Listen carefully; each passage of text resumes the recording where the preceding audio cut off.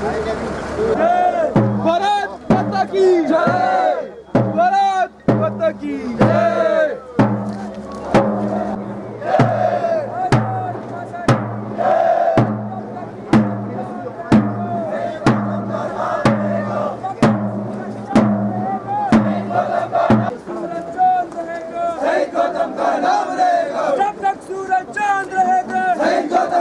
इधर इधर इधर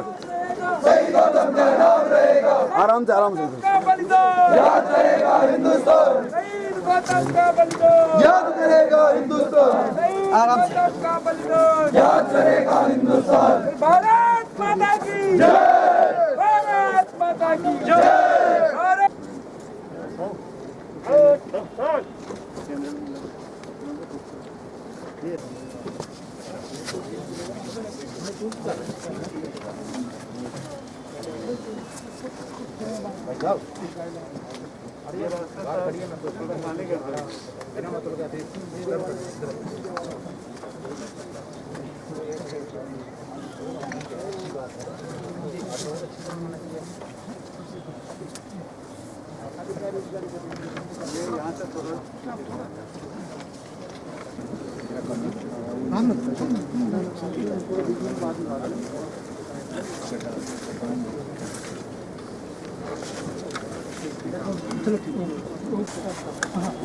सर आगे नहीं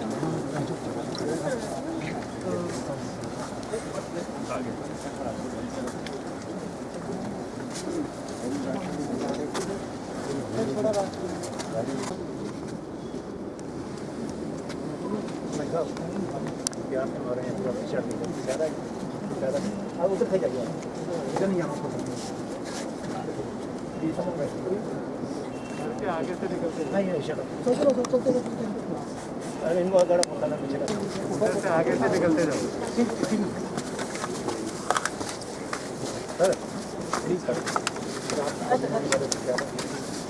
हेलो सर भाई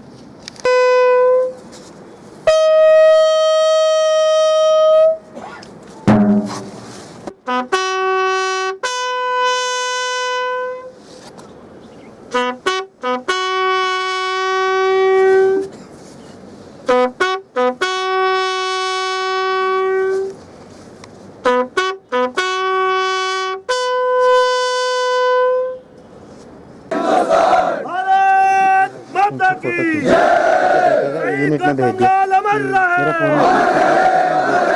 फोन दिखा जय भारत माता की जय, शहीदों का बलिदान याद रहेगा हिंदुस्तान, अमर शहीदों का बलिदान याद रहेगा हिंदुस्तान, अमर शहीदों का बलिदान याद रहेगा हिंदुस्तान। जब तक सूरज चांद रहेगा शहीदों का नाम रहेगा, जब तक सूरज चांद रहेगा शहीदों का नाम रहेगा, जब तक सूरज चांद रहेगा। वो कहता पर वो नहीं जोट नहीं मेरे ना वो की दिखा ला भैया वो नहीं मैंने वो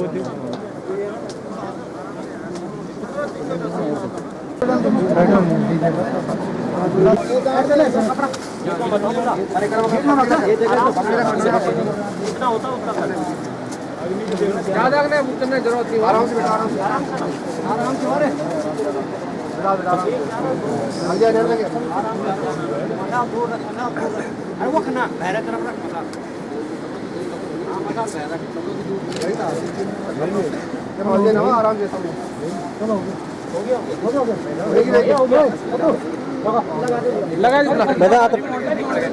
आगे से आने दो उसको।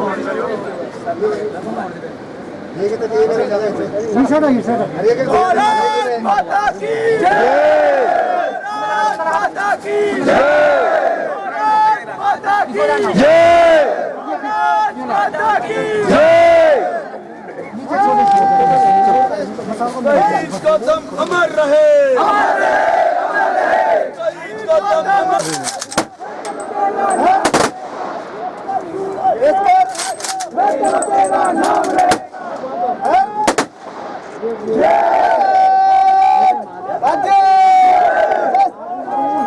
तेरा ये बलिदान याद रहेगा हिंदुस्तान, वतन तेरा ये बलिदान याद रहेगा हिंदुस्तान, शहीद का दम अमर रहे, अमर रहे, अमर रहे।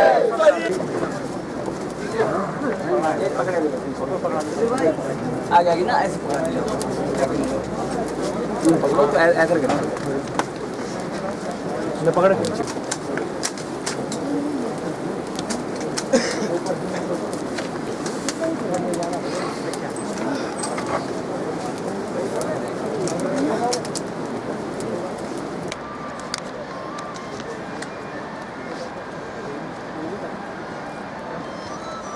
हाँ चलो। हम ये चाहते हैं कि हमेशा हमारी ये परंपरा चलती रही। हम दूसरे लौंडों को फिर सेना में शामिल करना चाहते हैं जी। और अकेला था, कमाऊ था आपके परिवार? अकेला था, परिवार का पालन पोषण करने वाला वही था जी। और किसी पे अब सारा कुछ नहीं है। देखिए, हमें बहुत कष्ट है कि हमारे बीच का जवान आज हमारे बीच नहीं रहा, लेकिन फख्र इस बात का है कि देश के लिए कुर्बान हुआ। और जो